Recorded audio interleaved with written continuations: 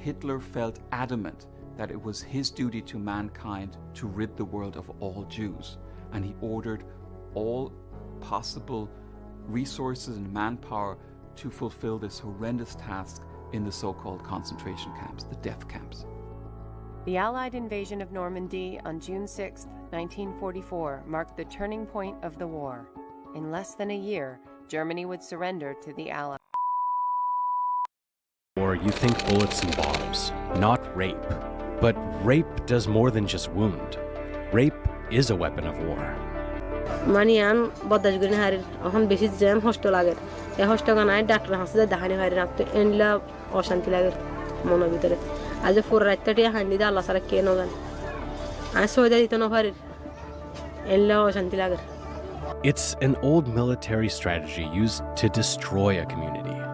Up to 60,000 Bosnian women were raped by Serb forces in the camps between 1992 and 1995. In Rwanda, an estimated 500,000 women were raped during the genocide in 1994. And more than 60,000 women were raped during the civil war in Sierra Leone between 1991 and 2002.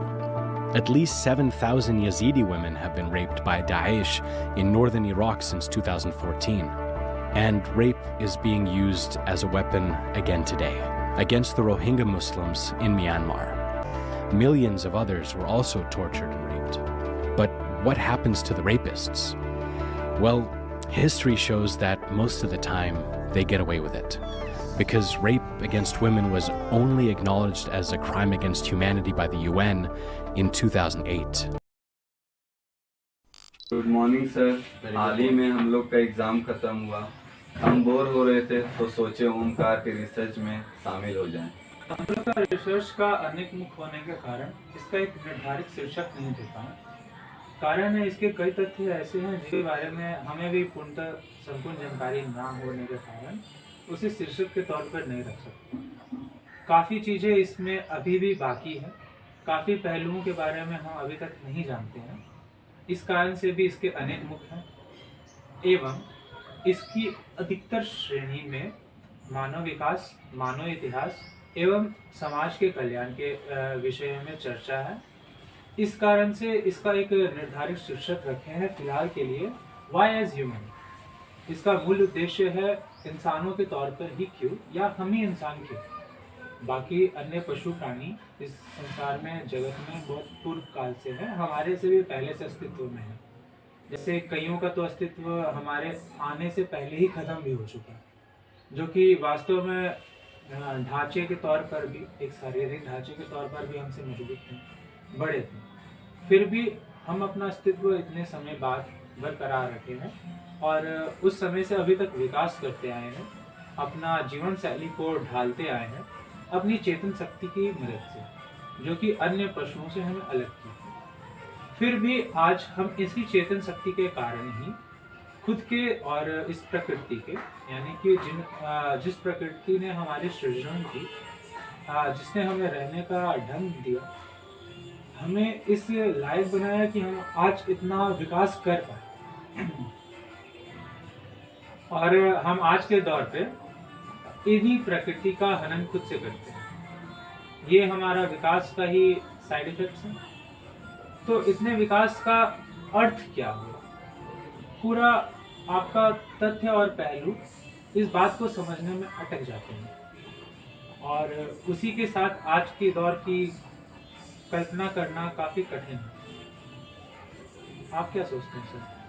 जी बिल्कुल ओमकार जी, एक दौर था जब हम अपने अस्तित्व पर काफ़ी सोचा करते थे, मगर आज की दौर की बात न की जाए, क्योंकि आज की दौर तकनीकों की दुनिया है, जहाँ तकनीकों का इस तरह प्रभाव पड़ा है कि अधिकतर समाज में अधिकतर वर्ग, पुरुष हो या महिला वर्ग की लज्जा बिल्कुल समाप्त हो चुकी है।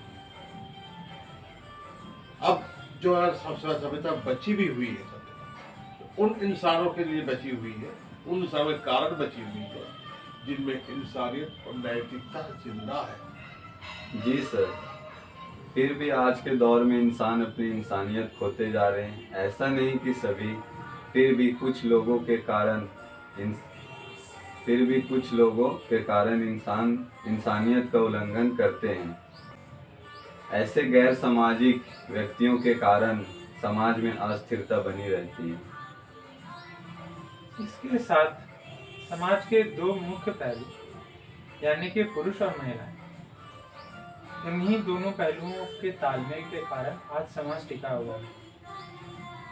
एक शुरू से हमारे मन में एक विचारधारा विकसित करते आए है कि महिलाओं को दबाना है और पुरुषों को उठाना है। ये एक काफी लोकल भाषा में एक उदाहरण है जो मानसिकता लोगों के बीच में विकास की, मगर ये हर जगह पर नहीं है। ये उन्हीं कुछ गैर सामाजिक तत्वों के द्वारा ही दिया गया उदाहरण है। अन्यथा इसका संपूर्ण उदाहरण, जैसे हम पहले बोले कि हमारे रीति रिवाज और संस्कार में इस चीज का वर्णन है कि हम अपने देवी देवताओं की आराधना किस प्रकार करते हैं। साथ ही हम शक्ति के तौर पर स्त्री का वर्णन करते हैं, यानी कि हम शक्ति के रूप में देवियों का पूजा करते हैं, पूजन आराधना करते हैं, हम उन्हें सम्मान देते हैं। वहीं दूसरी ओर आज के समाज और पूर्वकाल इतिहास में भी कई ऐसे दर्दनाक हादसे हैं जिनका जिक्र क्या करें, मगर उनके बारे में चर्चा मात्र से ही आपकी रूह कांप जाती है जब आप उन स्त्रियों के तकलीफ के बारे में विषय करें और उसे महसूस करने का प्रयत्न भी करें, क्योंकि वो कल्पना के परे है कि किसी आक्रमणकारी द्वारा किसी सभ्यता को पूर्णतः नष्ट करने के लिए काफी भारी मात्रा में महिलाओं और बच्चियों के साथ बलात्कार किए गए, दुष्कर्म किए गए। तो ऐसी घटनाएं पहले भी आती थी, वो दौर कुछ और था। मगर आज के दौर पे 21वीं सदी में जब हमारी तकनीकें इतनी विकसित हैं और यदि युद्ध कहीं विश्व में हो भी रहा है तो कुछ देशों के बीच, कुछ कम्युनिटीज के बीच में हो रहा है। हमारा भारतवर्ष फिलहाल उससे दूर है और यही वो वक्त है जब हमें इसके बारे में चिंतन करनी चाहिए कि आखिर हमारा मानव जाति इस तख्त में क्यों जा रहा है कि हम ही अपने विनाश का कारण बनते हैं। यानी कि जिस तकनीकों का विकास हमारी सुविधाओं के लिए हुआ, आज उन्हीं सुविधाओं से हमारी मृत्यु हो रही है।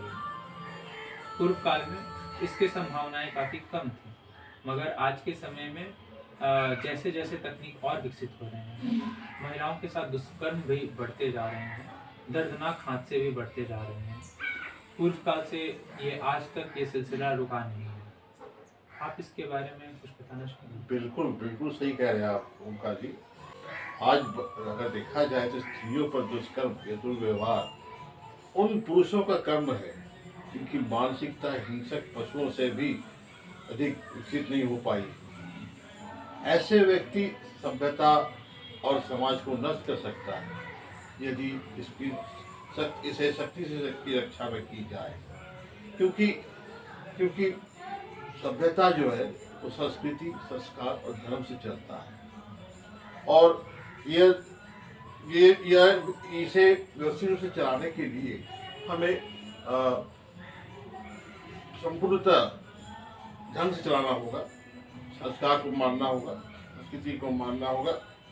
सभी चीज़ों को समुचित व्यवस्था करने के लिए एवं इसके विकास के लिए पुरुष और स्त्रियों के बीच में तालमेल को भी सही रखना होगा।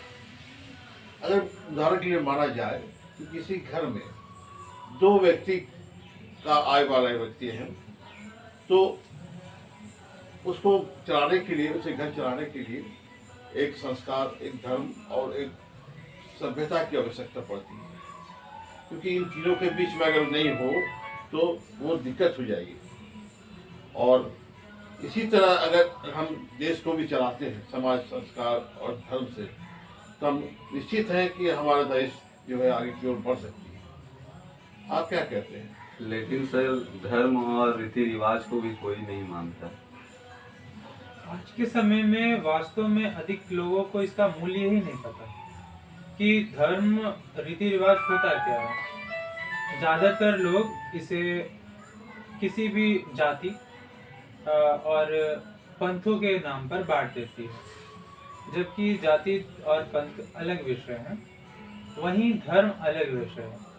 ये कोई वस्तु या स्थान नहीं है, ये कोई पंथ भी नहीं है, ये एक मार्ग है जिससे आप अपने निजियों का एवं समाज का कल्याण करते हैं। यदि आपके द्वारा उठाया गया कदम एक ऐसे मार्ग पर है जिससे आपका भी भला हो रहा है, आपके सगे संबंधियों का भी भला हो रहा है और समाज का भी भला हो रहा है, यानी कि वो मार्ग धर्म का है। मगर कहीं किसी मार्ग पे जहाँ पर इन तीनों में से किसी भी एक पहलू पर भी आँच आ रही है, उनकी हानि हो रही है, तो वो अधर्म कहलाता है। ये एक शाब्दिक और सरल ये डेफिनेशन है धर्म का, मगर मनुष्य इसे काफी धीरे से समझते हैं, लेट से समझते हैं। कारण आज के विकास की जो शैली है वो सोशल मीडिया से जुड़ी है, यानी कि जनरेशन के मन में क्या विकास करेगा ये सोशल मीडिया तय करता है, ना कि वो बच्चा। इसके पीछे कुछ और भी फैक्टर्स हैं, जैसा आप बताएं, संस्कार और रीति रिवाज। इसको हम लोग इस तरह से समझ सकते हैं कि जिस तरह से एक कुम्हार है, उस कुम्हार के लिए एक अपने चक्की का बैलेंस और उसका गति नियंत्रित रखता है, एक सामान्य रखता है, उस पर वो अपने मिट्टी के ढांचे को रखता है और उसे आकार देता है, काफी कोमलता और काफी शीतलता से। वो कितना सुंदर निखरेगा वो इन दोनों चीजों पर निर्भर करता है कि वो चक्की का गति कहीं धीमा तेज तो नहीं हुआ, वो एक बराबर तो है, वहीं कहीं भी कठोरता आ गई अगर उसको आकार देने में मिट्टी को, वो पूरा बर्तन बर्बाद हो जाएगा। ये प्रथम चरण है जो कि हर एक व्यक्ति के जीवन में आता है। ये मत सोचिएगा कि हम बात कर रहे हैं कुम्हार बनकर। आप कुम्हार की चक्की को संस्कार देख लें, जो कि अनेक कालों से आपके परिवार के बीच में एक सीमित गति में आप तक पहुंचा है, यानी कि इसका संचार कहीं रुका नहीं, आज तक अपनी ये गति बरकरार रखी है, तभी ये आप तक पहुंचा है। यदि आपके पास कुछ कम है, कुछ बेसी है, ये आपके परिवार का रिचनेस है, ये आपके परिवार पर निर्भर करता है। वहीं उसको कितनी कोमलता और शालीनता से सींचना है, उसको आकार देना है, ये आकार और सींचने का जो तरीका है, इसे ही हम लोग संस्कार कहते हैं, रीति रिवाज कहते हैं।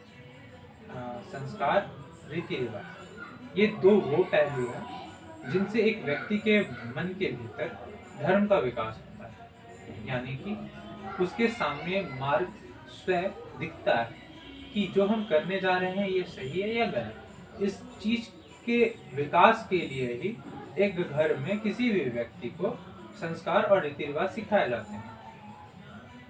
हाँ, इसके अलावा भी कई अन्य विषय हैं जो काफी चिंता के लिए है हमारे बीच आज के दौर में, क्योंकि हम देखते हैं लोग अपने लोभ और लालच के कारण किसी भी हद तक जाने के लिए तैयार हैं। आज के समय में नार्को पॉलिटिक्स एवं वुमेन एम्पावरमेंट पर चर्चा केवल चलती है, इस पर विशेष ध्यान नहीं दिया जा रहा है।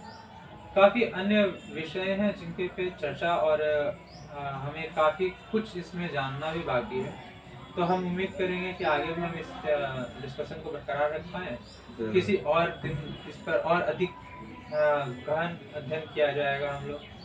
तब तक के लिए धन्यवाद सर। धन्यवाद।